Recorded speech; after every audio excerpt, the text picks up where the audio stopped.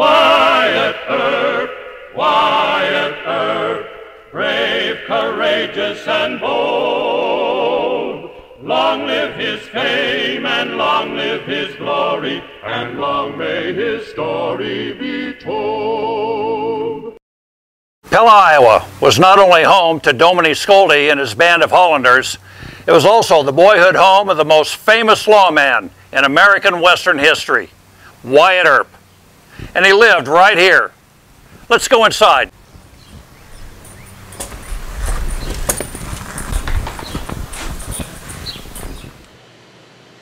Wyatt Earp was born in Monmouth, Illinois on March 19, 1848, and was only 2 years old when Nicholas, Wyatt's father, moved his family to Pella, Iowa.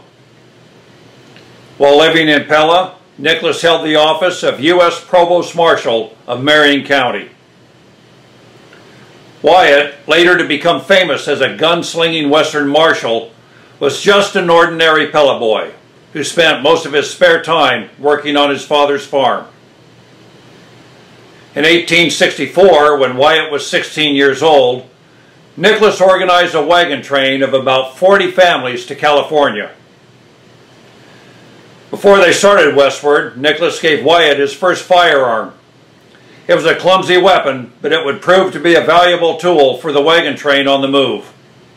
He kept the party well supplied with fresh game, and dangers encountered on this trip would change Wyatt from a boy into a man.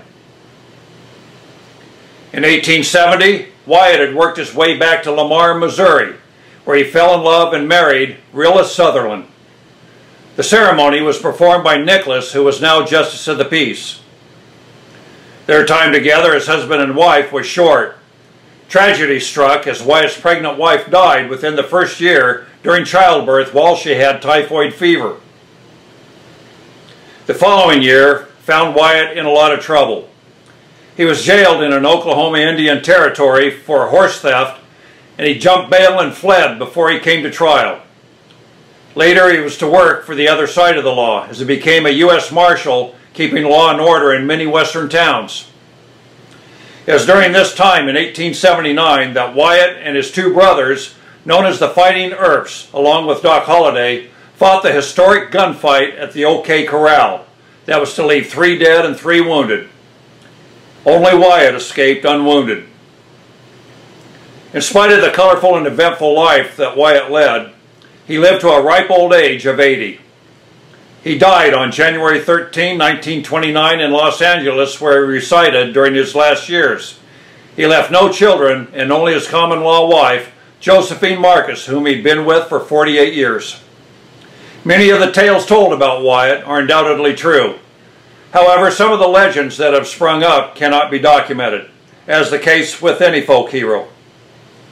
The mists of time have obliterated some of the facts, but we do know that we had a boy here in Pella who would later become a famous U.S. Marshal living in this home located in the Pella Historical Village and Museum.